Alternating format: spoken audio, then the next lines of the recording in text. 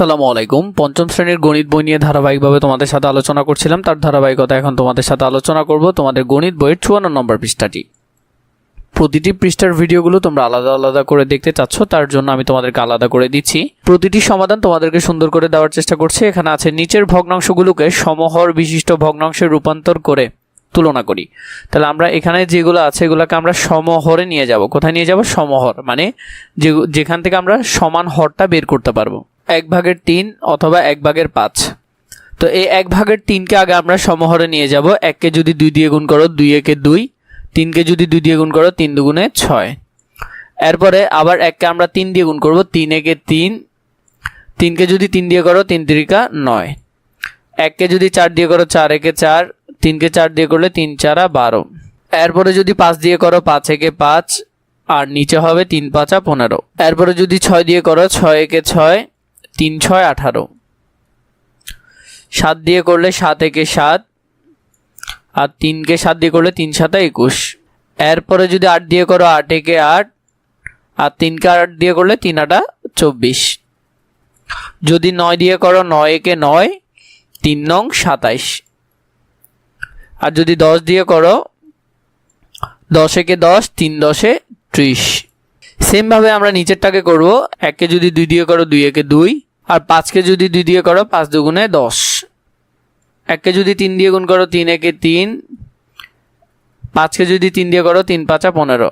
আর যদি আমরা 4 দিয়ে করি 4 একে 4, 4 5 20। এরপরে যদি 5 দিয়ে করি 5 একে 5, আর নিচে হবে 5 5 25। এখানের মধ্যে হবে 6 দিয়ে 6 একে 6, 5 6 30। 7 দিয়ে করলে 7 একে 7, 5 7 35। 8 দিয়ে যদি করো 8 দিয়ে করলে 8 একে 8, 5 8 40। 9 দিয়ে যদি করো 9 একে 9, 5 9 45। এরপরে যদি 10 দিয়ে করো 10 একে 10, 5 10 50। আমরা যদি এখানের মধ্যে মিলগুলো খুঁজে বের করি, যেমন এখানের মধ্যে আমরা যদি দেখি 15, এই 15 এবং এই 15, এই দুইটা 15 কিন্তু মিল আছে। তাহলে আমরা এখানে একটা সিকোয়েন্স পেলাম। এখানে দেখো আরেকটা হলো 30, এবং এখানেও একটা আছে 30। তাহলে আমরা দুইটা পেলাম। এখানে কয়টা পেলাম? দুইটা। তাহলে আমরা যদি এখানের মধ্যে লিখি, একটা হবে 5/15, 5/15, আর একটা হবে 3/15।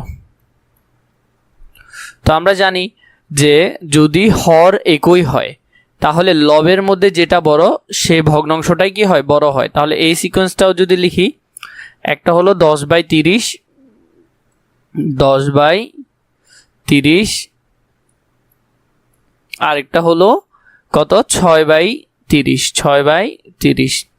সেম এটার ক্ষেত্রেও একই নিয়ম, যেটা বড় হবে উপরে সেটাই বড়, কারণ আমরা হর তো মিল করে ফেললাম। তাহলে এখানের মধ্যে আমরা একটা পাচ্ছি 15, আর একটা পাচ্ছি 30।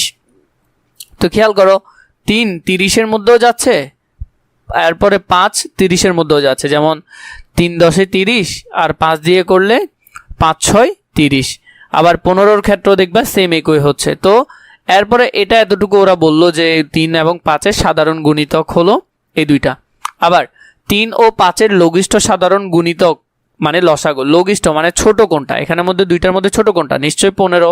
তাহলে উত্তর হবে 15। আশা করি বুঝেছো কিভাবে করবে। এরপরে এখানে আমাদেরকে কি বললো দেখো, ভগ্নাংশ সমূহের সাধারণ হর সহজে নির্ণয় করার জন্য হরগুলোর লঘিষ্ঠ সাধারণ গুণিতক লসাগু ব্যবহার করতে হবে। তাহলে এখন দেখো, এখন আমরা অন্যরকম করে ব্যবহার করব।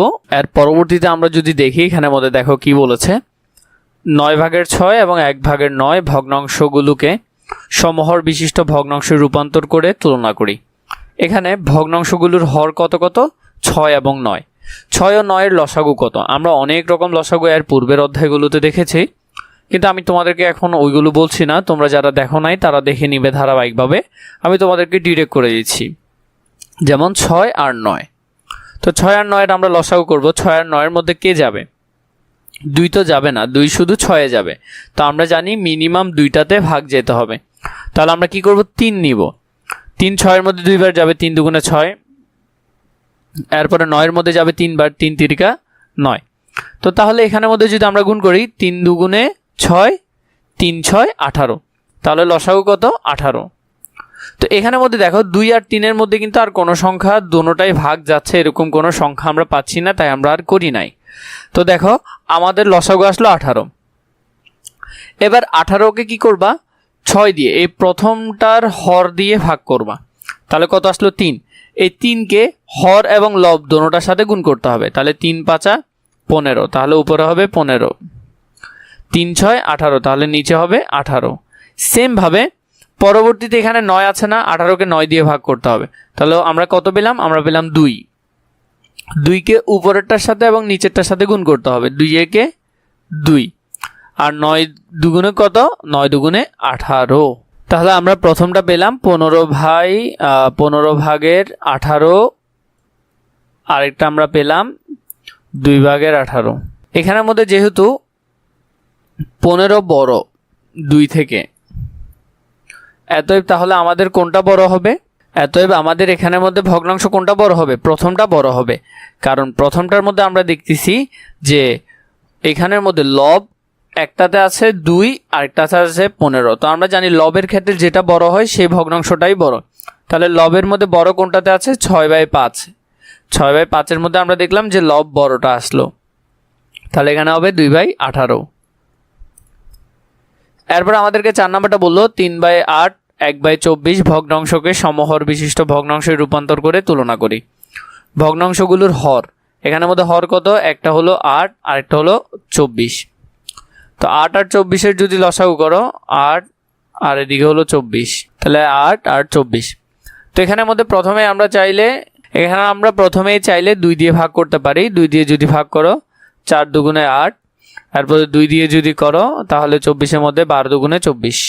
তাহলে লসাগুর মধ্যে আমরা 4 আর 12 পেলাম। আমরা যদি আবার 2 দিয়ে করি, 2 দিয়ে করলে 2 দুগুণে 4, 6 দুগুণে 12, আবার 2 দিয়ে যাবে, 2 দিয়ে করলে 2 দিয়ে যদি করো তাহলে 2 একে 2, 3 দুগুণে 6। তো এখানের মধ্যে দেখো 3 একে 3, 3 দুগুণে 6, 6 দুগুণে 12, 12 দুগুণে 24, তাহলে আমাদের লসাগু কত আসলো, লসাগু আসলো 24। তাহলে এখানের মধ্যে আমরা যদি দেখি 24-কে তাহলে আমাদের প্রথমটা দিয়ে ভাগ করতে হবে। প্রথমটা হলো কত, 8, 8 দিয়ে ভাগ করতে হবে। 24-কে যদি 8 দিয়ে ভাগ করো তাহলে 3 8 24, তাহলে 3। তো 3 দিয়ে দোনো দিকে আমাদের গুণ করতে হবে, 3 3-এ কত হবে 9, আর 3 8 কত 24। এরপর এখানেও সেম, পরের সংখ্যাটা আছে 24, 24-কে 24 দিয়ে করলে 1, তো এখানে 1 দিয়ে দোনো দিকে গুণ দিতে হবে, 1 আর 1 দিয়ে গুণ দিতে হবে। 1-কে 1 দিয়ে গুণ দিলে 1 একে 1, 1-কে 24 দিয়ে গুণ করলে 24 একে 24। সমহর বিশিষ্ট ভগ্নাংশ, তাহলে সমহর বিশিষ্ট ভগ্নাংশ এখানের মধ্যে আমরা কোনটা কোনটা পেলাম, আমাদের একটা হলো 9 ভাগের 24, আমাদের আরেকটা হলো 1 ভাগের 24। এখানের মধ্যে যদি দেখি তাহলে 9 1 থেকে বড়, অনেক বড়, কারণ 24 24 তো মিলে গেল। তো আমরা জানি নিচেরটা তো মিলে যায়, এগুলো তোমরা অনেকবার দেখেছ। উপরেরটার মধ্যে যেটা বড় হয় সেটাই ভগ্নাংশে বড়।